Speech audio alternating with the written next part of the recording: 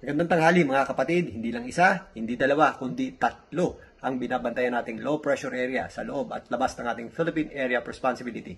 Silipin natin yan. So may nadagdag na nga sa binabantayan nating low pressure area. Kanina po ay dineklara ng Pag-asa na isang low pressure area. Ito pong grupo ng kaulapan sa labas ng ating Philippine Area of Responsibility. Ito po ay huling namata ng Pag-asa sa lying around 2,850 kilometers east ng Eastern Visayas. Nasa medium o katamtaman po ang tsansa niyan maging isang ganap na bagyo within the next 24 hours.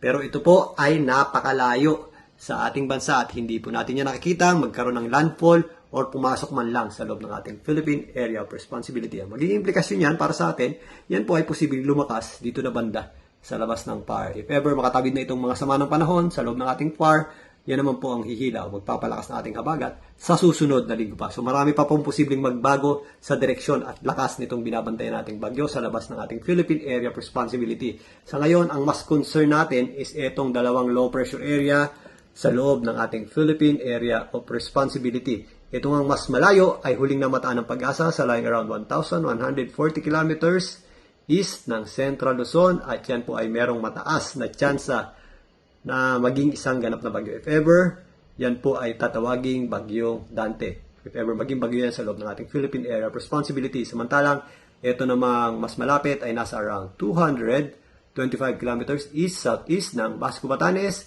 Ito rin ay nasa medium or katamtaman po ang tsansa nitong maging bagyo. Meron tayong nakikitang possible scenario na ito po ay kumilos papuntang West Philippine Sea at lumakas dyan. Pero sa ngayon, ang most probable is if ever lumakas po itong mas malayo, yan po ay hihigupin o hihilahin niya itong mas malapit o yung mas mahinang sirkulasyon at magiging parte yan ng sirkulasyon itong ating posibleng mas lumakas na bagyo. So magkakaroon tayo ng isang malawak na sirkulasyon dito sa northeastern section ng ating bansa at yan po ang hihila o magpapalakas ng ating habagat or southwest monsoon in the next few days pa. Kaya although nagpa-fluctuate, lumihina, lumalakas, magtutuloy-tuloy po ang epekto ng habagat o southwest monsoon sa malaking bahagi ng ating bansa sa mga susunod pang mga araw. Kaya again, mag-ingat po tayo sa mga posibleng epekto ng mga pagulan dulot ng habagat, particularly doon sa mga nakaranas ng mga tuloy-tuloy na pagulan nitong nakaraang araw pa dahil mas prone po tayo sa mga flash floods, landslides at malawakang pagbaha.